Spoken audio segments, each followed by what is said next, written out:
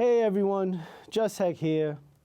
On January 26, 2020, the world lost one of its prolific basketball players of all time, as well as his prodigy. I'm talking about Kobe Bean Bryant and Gianna Maria Honore Bryant. Ages 41 and 13 years old, both dying well before expectation. Kobe, just starting the twilight years of his life, was starting to come into his own as a father, mentor, and businessman, while his daughter, Gianna, or lovingly called Gigi, had just started to carry the Bryant mantle into youth basketball. They were both seen at basketball games, with Kobe mentoring Gigi as he had done with countless NBA players. The world will miss Kobe's driven mentality and Gigi's boundless potential. This death hit home for many of us, but brought perspective, as sometimes we all forget that life does not care about your achievements or expectations. When your time is up, you are done and that's it. Let this tragedy remind us to love our families, our friends, and most importantly, life. Our prayers go out to the Bryant family, as well as the families that all lost loved ones on that day. From Pennsylvania to California to Italy, Mamba out. Yeah, we came out here in the second half. We were just like, this is our half. We're not going to lose this. And I sort of felt like a personal challenge because I've been putting a lot of pressure on myself to get to the palestra. And there was just no way I was going to go down without a fight. I just put my best on the floor. Well, speaking of stars, young man who has joined us here at the table, Kobe Bryant, we talked about his talents. You had 21 points is what I'm looking at unofficially over here in the ball game. But you're disappointed because you guys were supposed to walk with this thing. What happened? Well, we came out with the attitude that we were going to walk through this team, we were going to win. I think you can see the attitude at the beginning of the game. We came out very lackadaisical, and they came out very pumped up and excited, and they jumped out to an early lead. They maintained that lead through the game. I know Jason Hart came over and teased me. I was teasing him before the game. I said, you got no shot against Kobe Bryant and Tim Thomas, and they put the hurt on you guys. You guys didn't get back defensively. Yeah, well, we're going to see him during the AAU season, so I think we're going to get him back. But I'll tell you one thing, Kobe, there's an example of you jamming right here, flying through the sky. I mean, really a tremendous talent. Who do you pattern your game after? Well, I just try to play the overall game. Try to be a well-rounded basketball player who can handle the ball, who can pass the ball, and shoot the ball. I want to be a multi-skilled basketball player. And you know we have to ask you this question. Rumors are flying all over that you're the one player here who's thinking seriously of making the transition right from the high school ranks to the professional ranks. How serious is that part of your decision? Well, it's definitely a possibility. I think I'd be foolish not to look into that. I'm honored that people think that I'm able to make the jump. So obviously I'm going to take a look into it and see what my options are. So it's a possibility. Game on TV, but until you go through the workouts, experience yourself, you don't get that firsthand. What was it like for the tryouts? What did you learn? Well, I learned that you have to work hard and you have to approach the game with a serious mindset. There's a step up from high school, and I understand that. So therefore, every time I step on a basketball court, I'm going to put a strong effort out there on the floor. I'm not going to leave anything on the floor. You had the grades, you had the scores to go to college. Why the NBA? It's the ultimate challenge. You know, if I was 40 years old and I'm sitting back and I'm looking back at my career, if I went to college and played on the NBA, maybe I had a great career, maybe not. But I'm still having that doubt in my mind. Could I have answered that challenge? Could I have responded to the challenge of the NBA? And that's something that I didn't want to have on my shoulders, so I just really accepted it. A year ago was Kevin Garnett sitting where you are. Have you talked to him? What advice has he given you? He's talked to me. He told me a lot of stories, a lot of experiences that he was going through. But all in all, he said it had to be your own decision. You know, he said that he can give me a lot of pros and cons, but ultimately it has to be my decision. Well, here's a copy of The Sting, the official book of the Charlotte Hornets, with your new coach, Dave Cowens, on the cover. Do your homework before you show up at the Hive. Thank you very much. I'll make sure I will. All right, congratulations, Ernie. Well, he might be only 18 years and 5 months old, but this guy can do everything that the veterans can do and do it better, perhaps. Kobe Bryant, last night you get your first start as a pro. How'd it feel? It felt good. It felt good, you know, going out, for the starting lineup. You know, I tried to keep a straight face and keep a serious look, but, you know, I couldn't help but cracking a little smile. Do you get a little feel of palpitation? Sure, because, I mean, you're so excited to get out there at the beginning of the game. You know, I haven't done that since high school. Right. You know, so I naturally get excited. Speaking of high school, how big was the gym you played in Marion? How many people? About 500 people. 500? About 500 people. This seats 26,000. Yeah, I'm looking forward to it. The last time we were here, you played, I think, about 6 minutes. I was looking at the box score. It didn't get in. It was garbage time when you got in. Now tonight, being in the real time. What's the difference? Well, the difference is you have to make a contribution early on. You know, you have to go in there and produce right away and get the ball into the big fella, get Eddie some looks, and whereas when I got in there within the garbage time or the bench, I really didn't have to produce. I didn't have all the pressure on me. You had to produce Sunday, though, at Seattle. That was a tough game, pressure-packed. You were in the final minutes, and that bank shot you made from about 18 feet was a beautiful shot. Thank you very much. That might have won the game. Really? Thank you. I got put in that situation. I was thankful for getting put in that situation. That once I was in there, I had to go in there and respond. Do you like pressure? That's why you averaged 31 in high school, 12 rebounds and so forth, made 50 points a couple of times in a game. I guess so. You ran the show. Yeah, well, in high school I had to. Did you have a big center? I was a center. You were the center? I was a Shaquille O'Neal, Lower Marion High School. Shaquille O'Neal. Blocking shots, pushing the break, passing the ball and so forth. You remind me a lot of Magic in many ways. When he gets a chance to flourish, put on a little show for the fans. You do it at the end of a play. Why not? Sure, why not? I mean, it's there. Might as well give the fans something they can enjoy. Right, absolutely right. Has Magic ever counseled you, ever told you anything about the game? Not really. We really had the opportunity to talk so far this season, but I'm definitely looking forward to having some conversation with him. I know you've had a lot of conversations with Jerry West. I don't know if you know how good he was as a player, but he was as good as that ever played the position. Has he ever talked to you? Sure. We've talked many times, whether it was coming off a screen or a jump shot or handling the ball in certain situations. Well, we've talked many times. What about Shaq? I mean, Shaq talk every day. Every day, whether it's in practice and he's blocking one of my shots or I'm getting a layup on him or something like that. We're talking, we're giving advice to one another, we're pumping each other up at the same time. He really, really is a nice man. Yeah, he is. He's like my older brother. You have an older brother? Shaquille O'Neal. We'll be back, ladies and gentlemen. Welcome to the Basketball Only podcast. Today we're going to be honoring the life and memory of Kobe Bryant, who passed away tragically on January 26th. I'm your host, Alejandro MC. I'm here with the rest of the podcast crew. Will you please introduce yourselves? Ryan. You legend. Just Heck. The basketball world and the rest of the world is mourning this tragic loss. We would like to pay our respects by talking about our memories of Kobe Bryant and how he has affected us as fans and in our personal lives and what we think his legacy and his memory will be. I want to start with a simple question, and I'm going to start with you, with Legend. Ever since I met you, you always said that Kobe was your favorite player. Yeah, for sure. And you have stood by that. So when you heard of the news, I want to hear what was your first reaction. Well, how did it hit you? Well, to tell the story, I was at my house and I was sitting down and I received a phone call from somebody I haven't spoken to in a while. It was just odd for them to call me, so I figured it was something serious.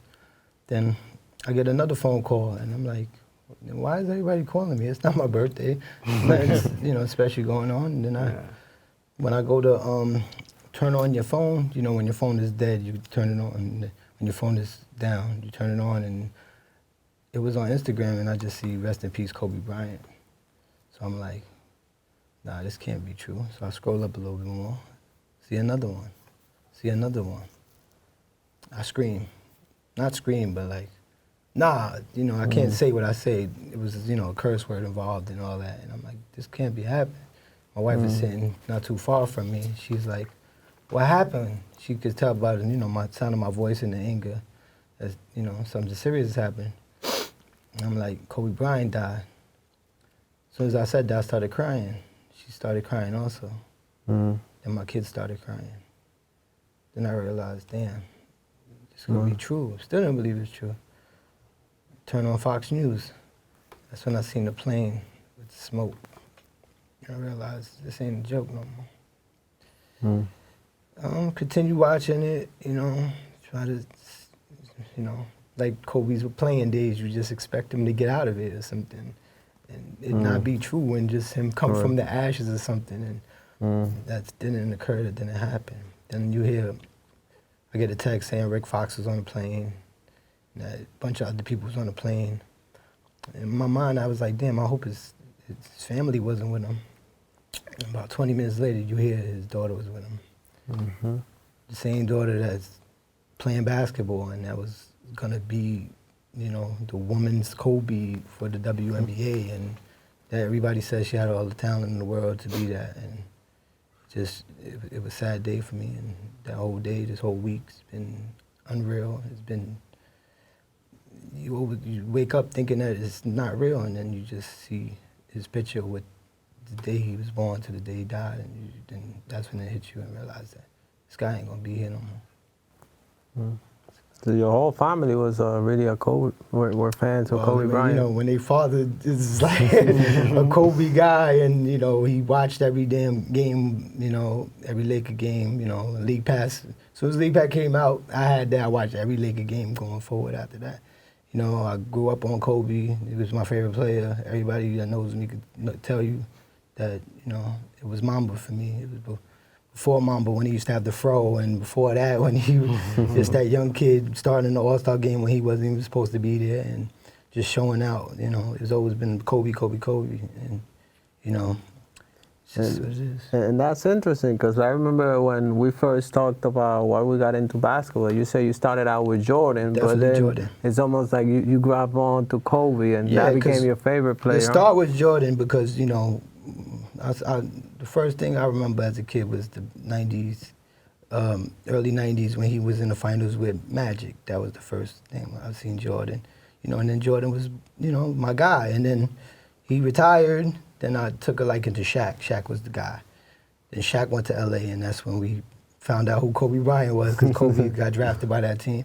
And, just watching the game, you'd be like, well, I love Shaq, but if I play basketball, I'm going to play more like Kobe would play, right? He plays more similar to Jordan. He had the little things that Jordan used to do. So I took on to Kobe, and, then you watch him grow, his growth, and then, after that time, that just became my favorite player. And just watching everything from his game-winning shots, the way he won championships, the way he, held his composure under pressure, you know what I'm saying? Like, it was amazing to me, and that type of stuff I still think about to this day, and just losing him at this age was kind of tough. And how about you, Joseph? I know you're a Suns fan, and Kobe had all those matches with Nash. Well, we got wins. They got wins. It was battles. Let me tell you, in the 2000s, there were battles. It wasn't one-sided. I'm saying. But there was always respect for Kobe. I wasn't a Kobe fan. I remember his ascendance. I remember him shooting those air balls in Utah, and Shaq, bringing him over, saying, "Don't worry, we're gonna come back next year." And then Kobe's got the fro, and they're playing that UNLV preseason game, and he crossed. I forget who he crossed Ben over. Wallace. No, he dunked on Ben Wallace. He crossed some guy that's not in the league. Yeah, he crossed up somebody, and then dunked on another. And I was like, he dunked on Ben Wallace. Yeah, Ben Wallace. I was like, yo, this kid is he's real. Yeah. And and watching his career, and Jalen Rose said that he was the Michael Jordan remix. And I agree, because when watching Jordan, and I watched basketball a little bit before the 90s. I was just in a family that was just like, you're going to watch basketball because this is what we watch. And so I watched, and then you had Kobe, and Kobe was more like us in the sense that he was vulnerable. He was vulnerable to mistakes in life, and he was vulnerable to his ego, and he was he had a vulnerability about him that made you, because Jordan was just like, if you said Jordan, you better have made that layup, you better have made that bucket in the garbage can. But Kobe, it was like, it was okay if you missed. Like you could make it, you better have made it too, but it was okay because he was more vulnerable, he was more real.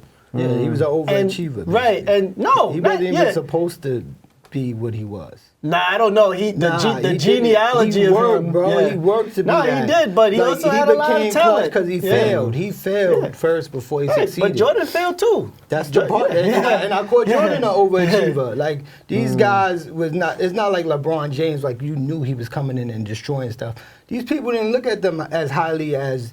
Nobody knew even during that time. They was like Elijah Wan, Sam Bowie, ahead of Jordan. But getting back to Kobe, because this is what this is about. Like Kobe, throughout everything, and I remember as a Suns fan, and we beat them, but it was like the steps. Like I knew in my heart he's gonna come back. Like, you know what I'm saying? Like I knew in my heart, I'm like, yo, like he started this loss is gonna make him tougher, and he's gonna come back a beast. And then you had like certain, because the Paul Gasol trade, which was I mean, that's funny. I heard Paul Pierce said the same when they beat him for the championship. They're like, man, next year this guy. No, without a doubt. Like you knew he was coming back, and it just, you know, like throughout everything, no matter what I disagreed about him, I always had a respect for him because, you know, he was just so driven and he was so passionate, and much love and respect. And it was a sad day,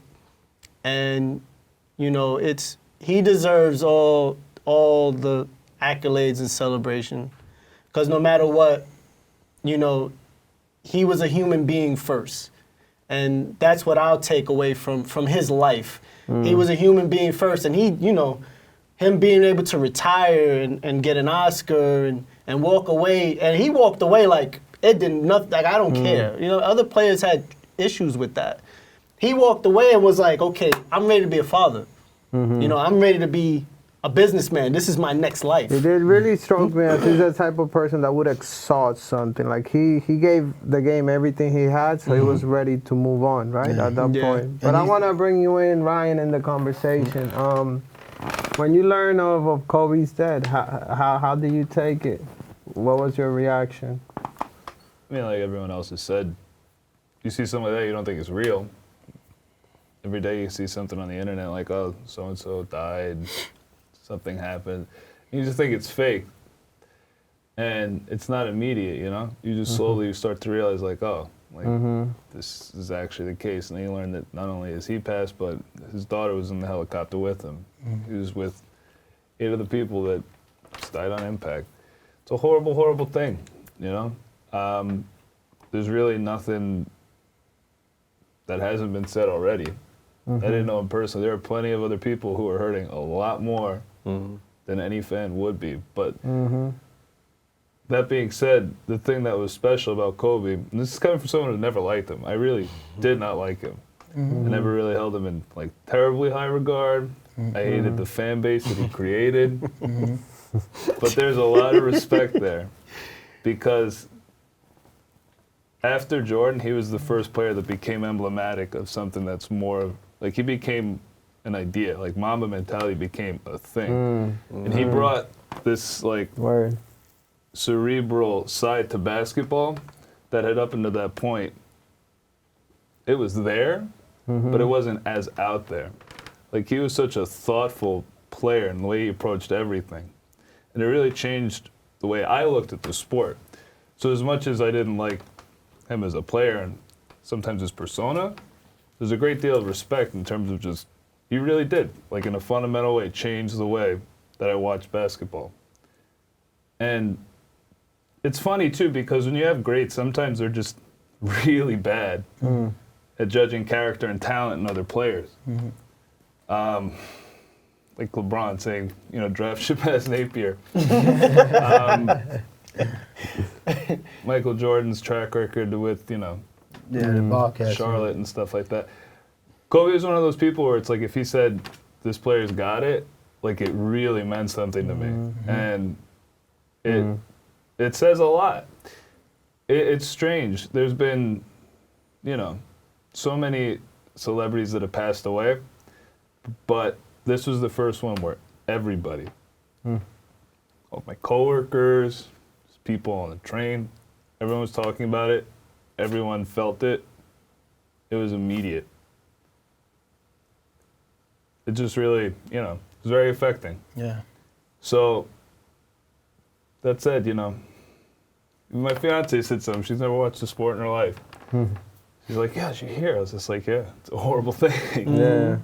It was on the Food Network. Yeah, you know. I was trying to get away from it because it was just too much at one point. Yeah. And I also, you know, there was something else going on that this past weekend that I was kind of like, just like, yo. And then this dropped, and it was just like, yo, I got to get away from this. This is just too much. And it was more about the daughter. Yeah. Because I have a daughter, and me thinking like, you know, Kobe had his career. He had his limelight. And this is a young girl who's never gonna get the chance for that, you know. And it's just life, and it was tough. I was on the cusp of crying. I'm not gonna lie. Like I was sitting there and I was just like, yo, I'm not gonna cry because there are worse. I thought what you just said was true. His family's in a worse place, and I have no business shedding a tear. But this is a lot. I was like, no, I'm not gonna cry because this is not about, you know. Yeah. But this is a lot. Like this is because I wasn't a fan like you know what I'm saying? Actual fans. Yeah. I could understand. But me, I was just thinking like, man, from a family perspective. Yeah. You know, what was he thinking in that moment? You know what I mean? And he's got his daughter. Yeah, nobody should go out that way. No, it's tough. That's a tough way to go. But again, I mean, And I changed the channel and it's on the Food Network, and I'm like, yo, all right, just turn the whole TV off. Gordon Ramsay talking about. That's the thing, though. Like You watched guys him grow. both brought up, he had such a his humanity was so evident in the way he played, the way he acted, just his whole comportment. Like everything he did was him. And there hasn't really been a player, and there never really was a player before him that was like that. You know? Yeah, and we watched him grow up. I mean, from a 17-year-old kid, even before that 16-year-old, when he had the glasses on top of his head, talking about he gonna go to the NBA. he had the drive, and I think Max Kellerman said this. He want for the greatest. He wanted to be that. He went straight for it. He said, I'm gonna walk like him, I'm gonna talk like him. I want that position. He said nobody wanted that, but he went for it. Came up short, but he tried it, which nobody else would. Yeah, he's That's the the type closest. of person he was. He wanted that so bad, you know what I'm saying? So gotta respect him, man. When you think about the way that you're gonna remember Kobe personally, what do you think is gonna be the first thing that will come to mind? For me, I guess it would be just growing up in the Caribbean, in the Dominican Republic, and just seeing how other people were just taken by him. Like I was a kid and I would hear the name, and it was almost like a mythology around it. You know, if there was someone that had an afro, they would call him, or they would call that a Kobe, like a Kobe, you know? And it's like, and you have people that would be called out by that name, and they would try to gel out that name when they're playing basketball. So even though at that point I wasn't following the NBA, he was leaving his mark. And it's like, you got to know about him. And I think that speaks to what you were saying, that even people that aren't NBA fans, like, knew about Kobe and he hit them. So for me, that would be the biggest personal memory I would have of how transcendent he was in his legend and who he was and how many people he touched. Like this has come out, right? Like even rivals and people who didn't like him through his NBA career.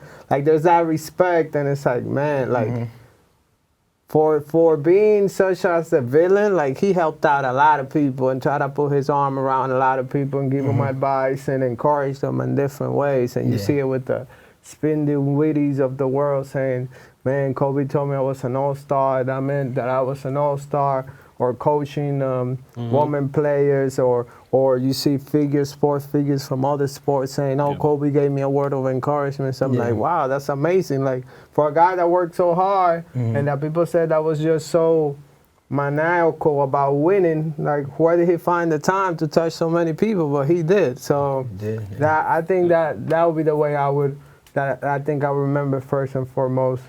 You had something? Yeah, I mean, to that point, the crazy thing to me is that it doesn't exist just within the confines of the sport. There are people outside of basketball and even, former players who are talking about how the effect that he's had on their lives in general. It's not like, oh, you made me a better player. Like, I'm a champion because of him. It's just people after the news have become very reflective, and I think there's been a huge outpouring of people really wanting to become a better person, because that's what he was all about. It wasn't just like, yeah, you know, I'm going to be a champion, I'm going to do the best, I'm going to, you know, go up there and try and get it every single time. But that mentality extended beyond everything. You got people like Kendrick Perkins and Katie squashing the beef, like Gilbert Arenas saying that he wants to take Kobe's advice and start like coaching. You got a lot of people who are really taking the way he lived his life to heart. And when a man can really live out the philosophy that he has, it's a huge thing. As far as memories, integrity, right? yeah, and he had it more than anybody. I think also too, it's about it's all so sudden. Yeah. And it's, you know, it's one of those things where, you know, life, you never know when it's gonna end. And to live life, you know, love your family, love your friends, love your life. You know, because you can lose it and then it's over, like it's just gone, and then there's just memories. Yeah. And he's impacted. I mean, that's, you know, at least to me, that's why so many people were so touched by this, because you're looking at, he's supposed to be here to his 80s, 90s, sharing stories about Shaq. How he could, you know, be in the Hall of Fame, inducting people. You know, like, maybe, you know, the point that logo could change to him or to some point, or, you know, I don't know, but it was just that happened like that, and my hands are sweaty, so it affected my snapping. But you know what's crazy, and I hope people don't take this the wrong way. It's almost like he lived a full life too. Like, cause it felt like he started so young. Because he was able to write the end of his basketball chapter, and that whole like retirement season, everybody got to show him the love, and then he went outside. And he was able to leave a legacy as to what he wanted to do. I was like, okay, definitely. I want to tell these stories. I want to coach. I want to instill these values. And it's almost like that's a legacy of my life. Won an Oscar. Yeah. He won an Oscar, man. First try. This guy's amazing. He won an Oscar. And that's why everybody says the second part of his life would have probably been so special. Oh, you know what I'm saying? Who knows what he would have did? You know, he probably would have coached women's basketball or something. Like in WNBA, you know what I'm saying? He probably would have got an ownership with them or something. You never know. It was he could have did whatever he wanted, especially in LA. You see how much he's loved. Anything he would have touched would have worked for him. I mean, this is gonna sound blasphemous to some people, but I'm a Christian and I think a lot about like Jesus and like and God, and I'm like, wow, it almost made me think. This is how people reacted to Kobe's death, right? Like when they saw him and everything he did, it made me think like back of like when Jesus died, like how much more would have been the effect. But it's almost like, it's crazy to say that with like an NBA player, but it's almost like, in a way, I feel like he was like a messianic figure for some people within the basketball culture, right? So it's like now it's even like his legacy is heightened. It's like his memory is more vibrant. And I'm not saying that he should have died. You know, I'm not advocating for that. But I think he has that. But sometimes through tragedy, you know, it's like a martyr. It's like a martyr. And it's funny because Tracy McGrady kind of said that he wanted to die early. He told him he wanted to die early or whatever. I don't know if that was the case or not, but I mean, it's just sad that he wouldn't get to see like the appreciation he has. Because a lot of people like that wasn't big Kobe fans and that, they realized what they had. You know what I'm saying? It's like you realize like, damn, like this guy was special. You know, and I'll say this for even people that hate LeBron, like when he goes, y'all gonna feel it. Y'all gonna remember like this was a special guy. So what I like to tell people is that, you know what I'm saying, it's good to have your favorites and all that, but you can't always look at people in a negative light and like hold resentment towards them, because at the end of the day, they're just guys who's living out their dream. They just want to live their life and they have their own families and all that. And, you know, you don't want to have to lose people to realize how much you love them, you know what I'm saying? Yeah. Give people credit while they're still here. And that's a great point. And I want to phrase a question this way. If there's one lesson that you think you're going to take from Kobe's life example, one, it could be more than one, but if only one, what would it be for you? I think. Oh, go ahead. Just appreciate life more. You know, I think I've kind of in my late age, being in my 40s, I've kind of ascended to that plateau. But this checked home even more. I think it's just more or less Did about. it hit you like we were about the same age? That sort of thing. Yeah, he's a year older than me.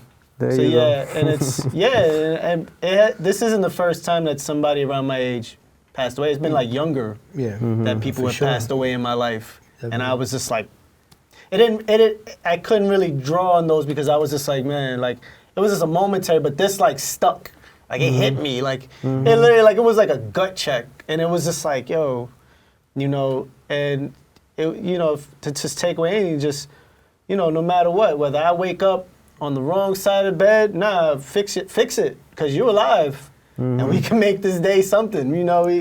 Seriously, but you know, no matter what, I'm alive, and you know, whatever's going on, I'll get past it. And it's just, you know, just appreciate life, love my family. Don't take anything or anyone for granted, you know, because they can be gone, and then, you know, that's it, you know, and you know, it's crazy that, you know. I remember Kobe at the Rucker. I was at the Rucker when he went. Oh, wow. And I remember the announcer saying that, you know, Michael Jordan's God, but Jesus is here. Yo, it was true, man. Yo, he was really going that killing. huh? He was killing that game. I mean, literally, he was Came to the hood. Listen, man, They like, Kobe ain't coming to the hood. He came to the hood. he came with the championship belt, and I mean, he was physical. And wasn't like, he was, that's one thing. people tried to bump him, and they were like. The first thing I was like, no NBA player would do that nowadays. They'll He was be worried physical. like, oh, what if I roll an ankle, I get injured, and this and that. You know, like, He ain't soft. That's one thing. He called Dwight Howard soft. He said, you soft, bro. Yeah, I remember. I ain't soft. You soft. He tried to go He called at his teammates Shaq. soft. He went at Shaq, right? One of the Crazy. He was telling Shaq, you need to get better. This guy's a Hall of Famer with four, like, you need to be better.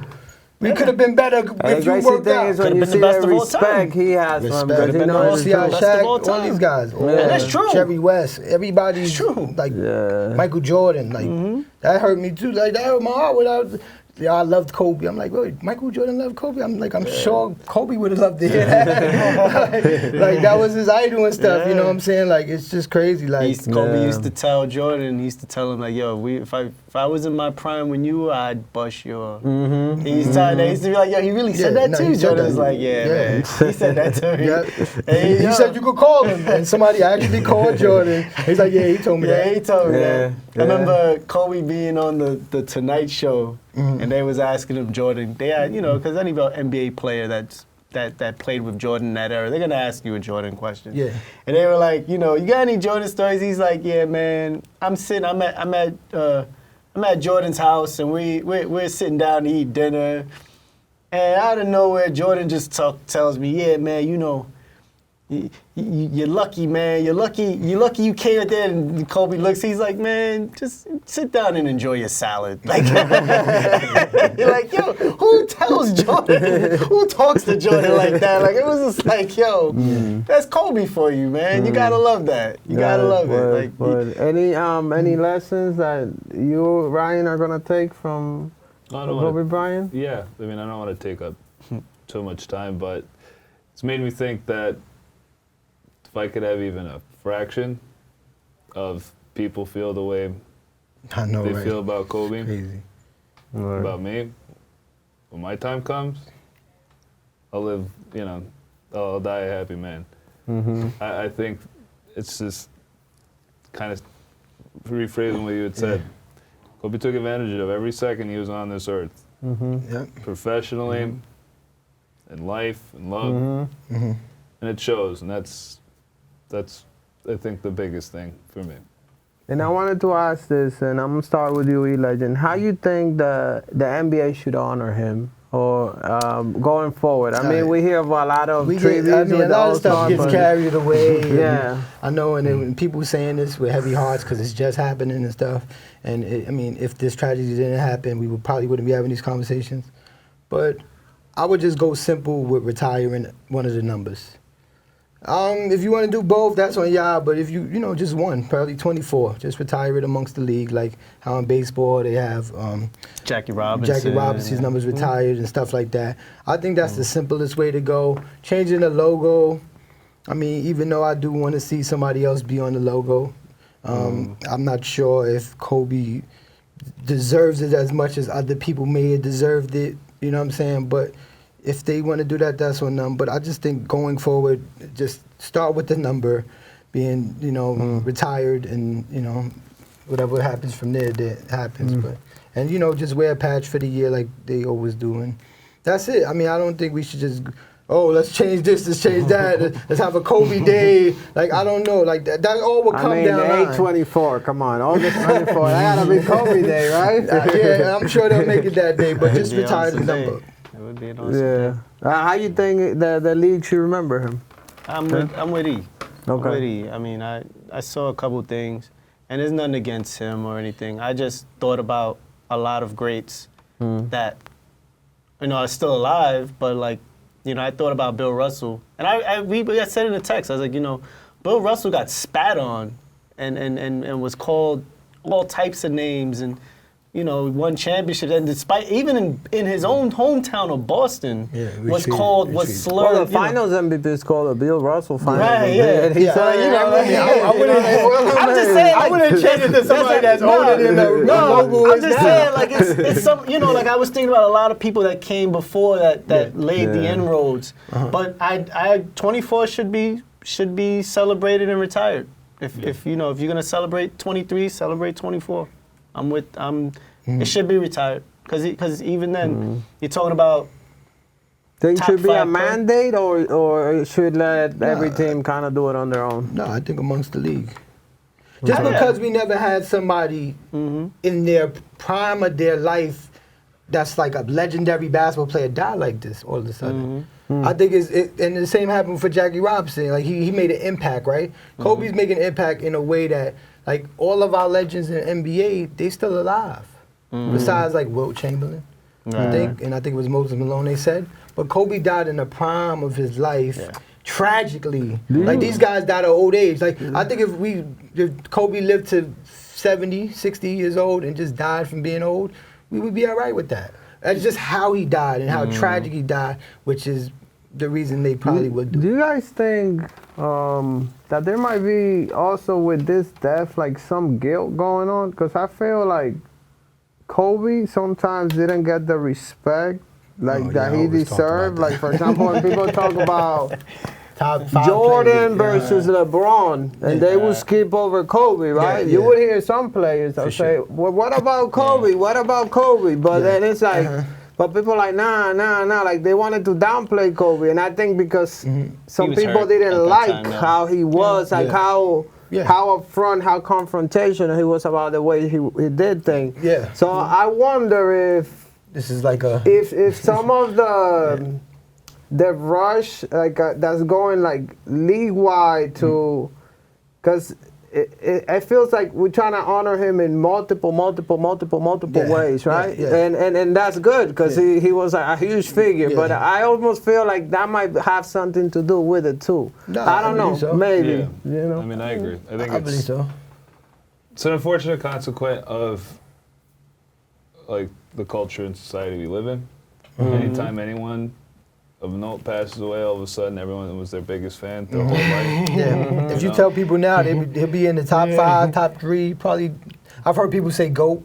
Yeah. Like, and they wasn't saying that a week like prior. A week ago, they weren't saying that. I mean, I bring it up wasn't too. even in their Mount Like, Rushmore. even like, I mean, I don't mean to bring, but Nipsey Hussle. I used to, like, a lot of people didn't even know who Nipsey Hussle was. A lot of people didn't even support him when he was alive. Once he died, he's in my top 5. He's a never legend. sold out the Staples Center until he died. And they did that concert. So I mean, but with Kobe, LA is his home. Like, if he was going to get, I mean, we expect the love to come from there. It's everywhere else. It's like Beijing and all these places making more. That's where it's shocking. Like I even told my wife, like, damn, like this is global.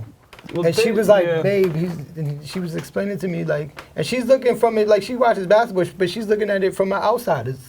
Still, she's not invested into me like me, and she's like, this guy was young, he grew up, and he basically was the face of the NBA when they went overseas. Yeah. You know, when the league became popular overseas, Kobe was the guy.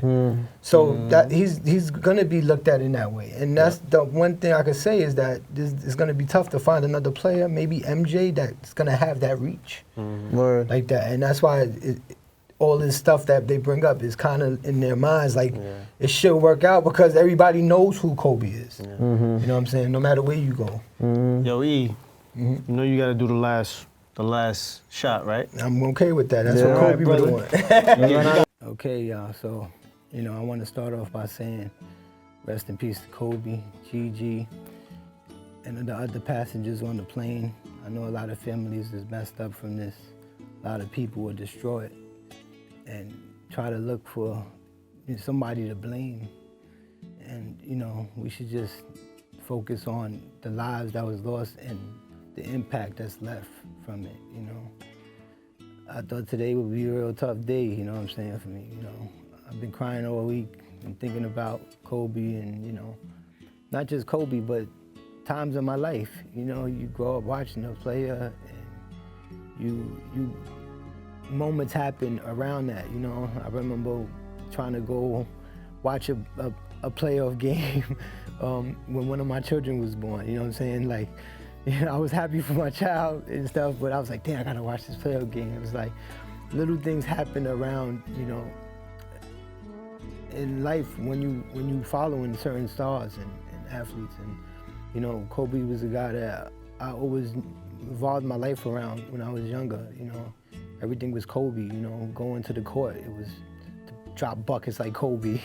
When he scored 50, I wanted to go out the next day and, you know, score 20 in the game, with, you know, hit a game winner or something. Like, that was my major drive, you know, to be like Kobe, you know what I'm saying? You know, to see him get older and became less of a star and, you know, in his last days, you know, barely getting to 15 points and stuff. It kind of showed me that, you know, we all gonna get older. We all gonna meet mortality and meet life and how it takes effect to people. And, you know, if anything that Kobe taught me is to live your life to the fullest, to go after everything with a tough drive and determination to get what you want in life, you know, and to make sure you do everything to the best of your abilities. And I hope that in his passing, people would take that and move forward with it and know that this guy, you know, he got what he wanted because he did things the way it should be done. If you want what you need to get, you need to go for it. No matter what that means, whatever it is, if you want to be the best, you have to work at it and not give up. And that's what I would take from this, and to love my family like I have been, and to keep, you know, understanding that family comes first. And that's what I would take with you know what I'm saying? We have an angel now with, you know, the people that died, and we should, you know, we should mourn them, but we should also understand that life is gonna move forward for us, and we need to make sure we do what Kobe would want us to do, and that's to move forward and drive for our goals and for our family. That's my last shot. We out.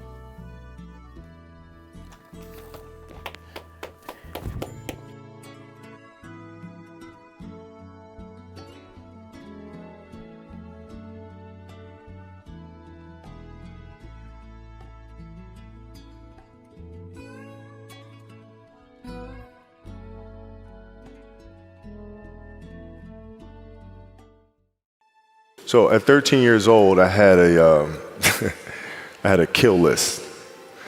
And so, you know, they used to do these rankings. It was Street and Smith basketball rankings. And I was nowhere to be found because I was like 6'4", scrawny, like 160 pounds soaking wet. So I was like 57 on the list. And so I will look at 56, 55, all the way up to number 1, who these players are, what club teams they played for. So when we go on an AAU travel circuit, I got to hunt them down, right? And so that became my mission in high school, is to check off every other person, all those 56 other names, hunt them down and knock them down. So like at 13 years old, I played the longer game, because my game wasn't about being better than you at 13. It was to be better than you when the chips are really on the line. So when we played at 13, I would size you up and see what your strengths and weaknesses are. How do you approach the game? Are you silly about it? Are you goofy about it? Are you good at it just because you're bigger and stronger than everybody else, right? Or is there actually thought and skill that you put into it, right? And when I'd play to my weaknesses. I wouldn't play to my strengths. I played to my weaknesses. Because when you're playing summer basketball, there's so many games. So there's not a lot of skill work being done. So when are you going to get better, right? When you're playing in competition situations, you're only playing to your strengths. Why? Because you want to win, right? So what I would do, I was work on the things during those games that I was weak at. Left hand, pull-up jump shot, post game, right? So I have a strategy. And so then fast forward to when I'm 17, and my game is completely well-rounded, and that player at 13 that I saw at 13 is still doing the same shit at 17, now you got a problem. That's right. Okay, I shot 5 air balls on national TV in front of millions of people that cost us the series, and I'm 18, I'm fine, dude. Well, you got to look at the reality of the situation. Like for me, it's not, you kind of got to get over yourself. Like, it's not about you, man. Like, okay, you feel embarrassed. You're not that important. Like, get over yourself. That's where you go. Get over yourself, right? Like, you're worried about how people may perceive you, and like you're walking around and it's embarrassing because you shot 5 air balls. Get over yourself, right? And then after that, it's okay, well, why did those air balls happen? Got it. High school, year before, we played 35 games, max, right? Week in between, spaced out. Plenty of time to rest. In the NBA, it's back to back to back to back to back to back to back. I didn't have the legs. So you look at the shot, every shot was online. Every shot was online, but every shot was short. Right? I gotta get stronger. I gotta train differently. The weight training program that I'm doing, I gotta tailor it for an 82-game season so that when the playoffs come around, my legs are stronger and that ball gets there. So I look at it with rationale. And say, okay, well, the reason why I shot air balls is because my legs aren't there. I go, well, next year they'll be there. That was it. Done. And we had a game against Toronto in 2000, and Vince was tearing the league up. My back was jacked. But like the perception of that, like what?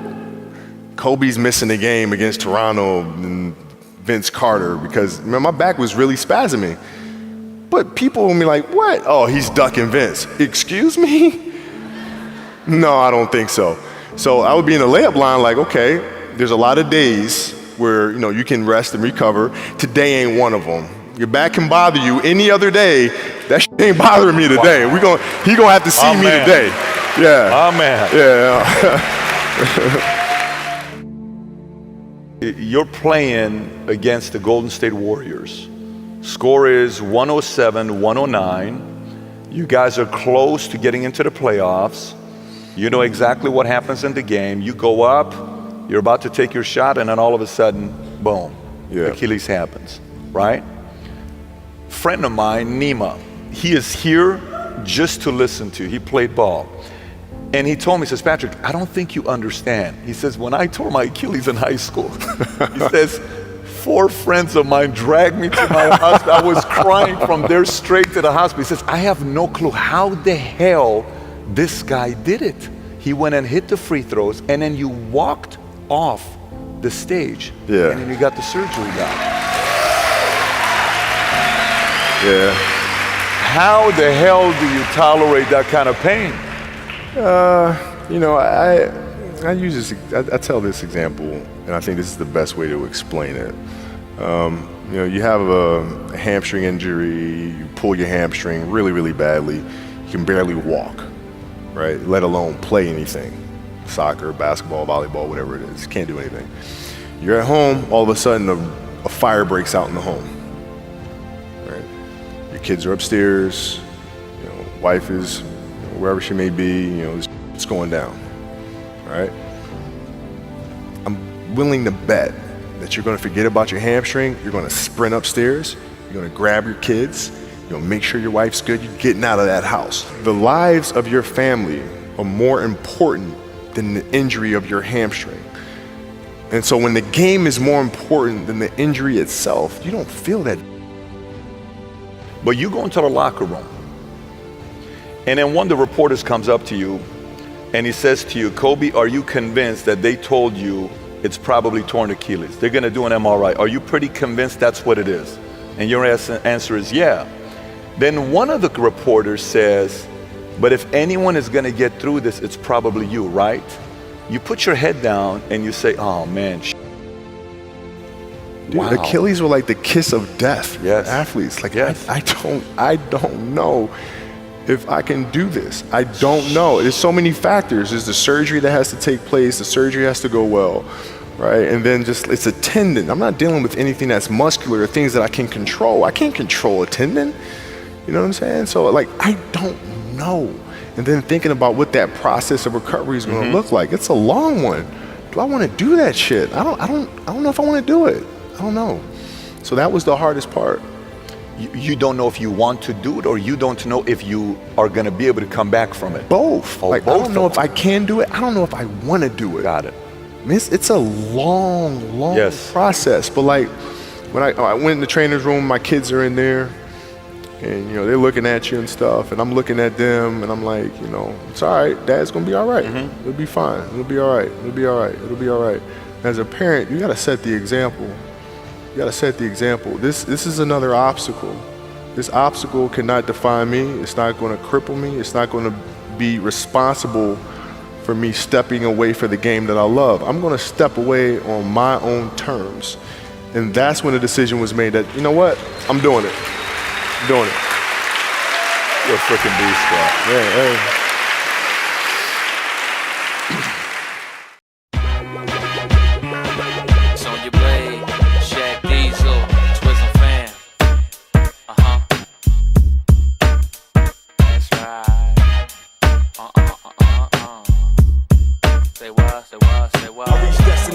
With split-second acceleration in a capsule of time to witness your bone evaporation. Slash paragraphs to emphasize my emphasis. Abbreviate lyricists, the lyrical shorthanders. I kidnap planets for atmospherical advantage. My lyrical damage derives from mental mechanics. With the mic in hand, I'm immortal to you, mans. My diaphragm allows me to kill a whole clan. Verse for verse, you'll get your verse reverse. Battle rhyme since fair in midair and change course. I've been held captive for scientific attractions. Nuclear rays made my brain radioactive. Knock the world off its axis, redesign the atlas, reconstruct the globe with Cheesaw geographics. Rhythmical mathematics calculated you the average. More L's than 90-degree angles on graphics. Hey, yo, you rap cats better sit back and relax. We getting stacks while the rest of you cats getting attacked by the three of us. Y'all mad you wanna be with us? Even players from 2020, they ain't seeing us. I'm who you check for, have respect for. Wanna sex raw inside the Lex 4, which really means I'm not the one. And these Billie Jean chicks kids, they not my son. Tryna scratch my whips, tryna match my chips. Like yo, Shaq that can snatch my chick. So my position is to strike with opposition. Yo, with no pot to piss and always choose not to listen. So why the I'm relentless, in it like a 7-day Invictus. Who wanna play against us get benched to senseless. You rather get bent while I stack cash. You cats never spent, it's evident. I flow predicates, flows is evidence. Hitting chicks yelling that they celibate for the hell of it. In the chest is where the metal went. Never delicate, it's how I'm telling it. So anything else is irrelevant. The what? Hey yo, you rap cats better sit back and relax. We getting stacks while the rest of you cats getting attacked by the three of us. Y'all mad you wanna be with us? Even players from 2020, they ain't seeing us. I go to war and break mics from daylight to late night. The blade strike, it's like a snake bite. Kiss the venom is toxic. Call me clumsy, cause I always drop Don't have to lick slugs at men. I spit razors like Pockin' above the rim. I'm above him or her, Jim or Jennifer. And Tim's the tinted skirts for rims to mini furs. And if I spit it first, you get it worse. Get a nurse or leave in a tinted hearse. Suit yourself. This hot cause boots to melt. It's murder either way, so shoot yourself. Let me know, you want war, yes or no? My crew link like X and O's. A chick with a lot of testicles, especially those freshly clothed. So please don't test me, hoes. I guess these flows got you beating your Johnson, eating a Swanson, and wishing for my death like Charles Bronson. Hey yo, you rap cats better sit back and relax. We getting stashed while the rest of you cats getting attacked by the three of us. Y'all mad you wanna be with us? Even players with 2020, they ain't seeing us. What? This is how we do. Me and my crew. Whoa. Shaq Diesel, Twiz and Fam, Sonya Blade, Red Rum, Rock World, Superman, yeah. You know we know. Yeah. Now until whatever. How we get down. Big cuss behind the boards.